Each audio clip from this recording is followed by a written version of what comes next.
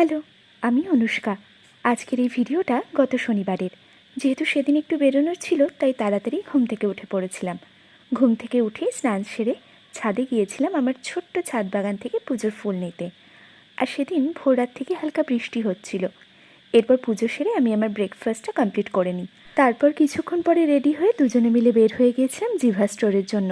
আসলে এটা একটা স্টোর ভিজিট ছিল ইনস্টাগ্রাম পেজের জন্য, যেখানে গিয়ে আমাকে জিভার রাখি কালেকশন, রাখি সেলিব্রেশনের জন্য স্টোর কিভাবে সেজে উঠেছে আর নতুন কি কালেকশন এসেছে তার উপরেই একটা ভিডিও বানাতে হতো। স্টোর ভিজিট আর ভিডিও শ্যুট করতে গিয়ে আমার নিজের একটা বাটারফ্লাই ইয়ারিং পছন্দ হয়। রাখিতে ভাই বোনদের জন্য স্পেশাল কিছু গিফট করার জন্য জিভা কিন্তু বেস্ট অপশন।